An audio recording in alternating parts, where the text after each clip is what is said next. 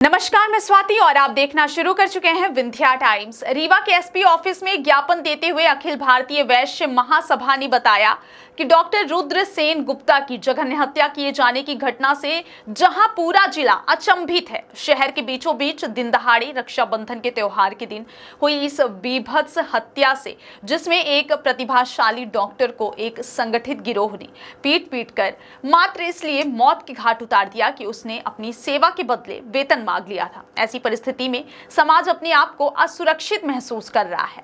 वैश्य सभा ने प्रशासन से मांग की है कि शेष बचे अपराधियों को जल्द से जल्द गिरफ्तार कर कानून के शिकंजे में लाकर कठोरतम दंड से दंडित किया जाए। अपराधियों द्वारा संचालित अवैध नशा मुक्ति केंद्र को धराशायी कर अपराधियों की कमर तोड़ने का संदेश समाज को दिया जाए।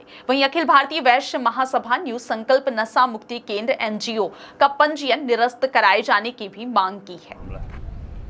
तो जैसा आप लोगों के संज्ञान में होगा कि रक्षाबंधन के दिन 19 तारीख को डॉक्टर रुद्र सेन गुप्ता की जिस तरह से नशा मुक्ति केंद्र के अंदर और एक संगठित गुट द्वारा पीट पीट कर हत्या कर दी गई, उसी संबंध में हम लोग एसपी साहब से मिलने आए थे कि कुछ अपराधी गिरफ्तार हुए हैं, लेकिन मुख्य आरोपी अभी फरार है।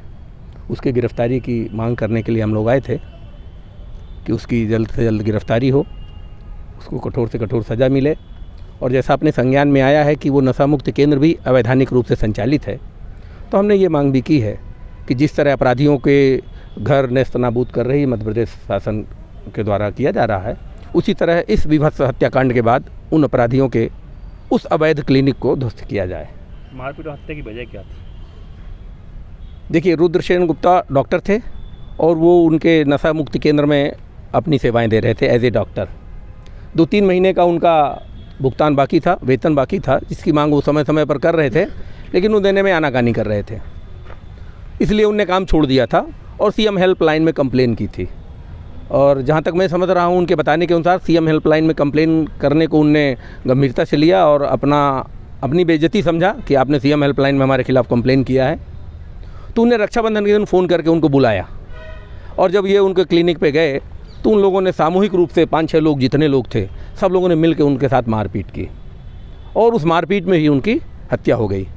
और हत्या करने के बाद उनने उनको ले जाके और शायद विश्वविद्यालय थाना क्षेत्र के किसी एरिया में फेंक दिया।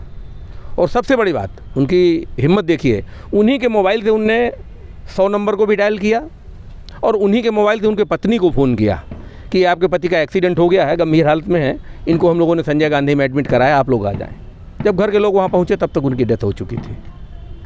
एसपी साहब ने क्या आश्वासन दिया? एसपी साहब ने कहा कि नहीं, हमने अपराधियों की गिरफ्तारी किया है और जो शेष अपराधी हैं उनकी भी शीघ्र गिरफ्तारी का प्रयास करेंगे।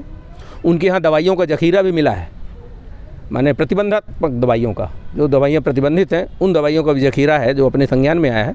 एसपी साहब के संज्ञान में हमने वो बात लाई है और उन्हें उसकी जाँच कराने का भी आश्वासन दिया है।